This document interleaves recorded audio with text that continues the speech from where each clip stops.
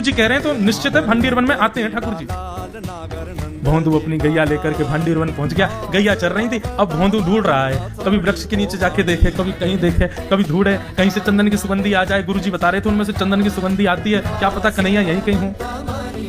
इतने भाव से, इतने प्रेम से और इतने भोलेपन से ढूंढने लगा ठाकुर जी को। और ठाकुर जी नहीं मिलते ना तो अपने आप को ही कोसता, मुंह में योग्यता ना होगी, यही मारे ना मिल रहे, ठाकुर जी तो यही है। गुरु जी की बात गलत नहीं है, ठाकुर जी तो यही है। उसके उस सहज भाव पर, उसके उस सरल भोंदू पने पर ठाकुर जी रीझ गए। और इतने में ही भोंदू हताश, निराश, उदास बैठा था, खुद को कोस रहा था, मुंह में योग्यता ना है, मुंह ठाकुर जी मिलना ही रहे।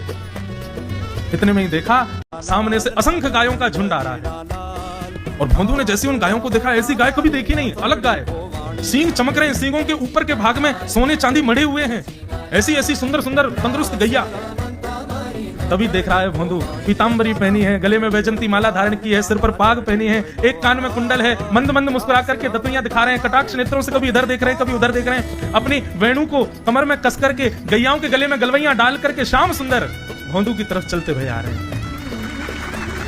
यह दृश्य देख करके हाथ पांव कांपने लगे भोंदू।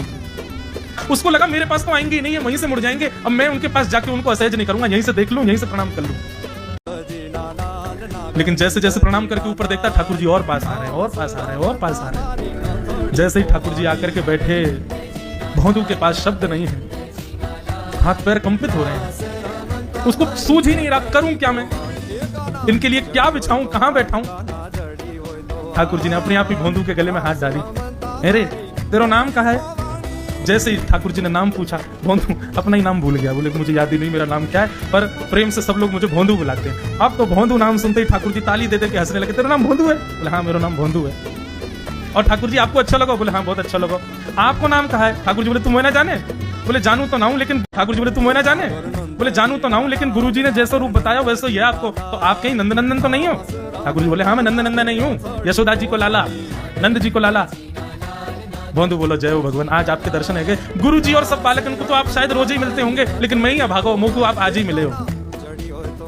ठाकुर जी बोले अब चल बात मत बनावे, जल्दी कर खवा, मुझको भूख लग रही है। भोंदू एक कपड़े में रोटी बांध के उसमें मिर्च और गुड़ रख करके लेके गया। 2 रोटी थी, भोंदू ने जैसे खोली, एक रोटी ठाकुर जी के सामने धर दी, एक अपने पास रख ली, बोले मैं भी तो खाऊंगा। ठाकुर जी ने बढ़िया रोटी ऐसे घुमाई और प्रेम से गुड़ खामे और रोटी पान लगे प्रेम से, और ठाकुर जी तो चप चप करके नेक देर में पा गए। भोंदू तो भूल ही गया, वो खानो भी वो ठाकुर जी को ही देख रहा है। ठाकुर जी बोले और जो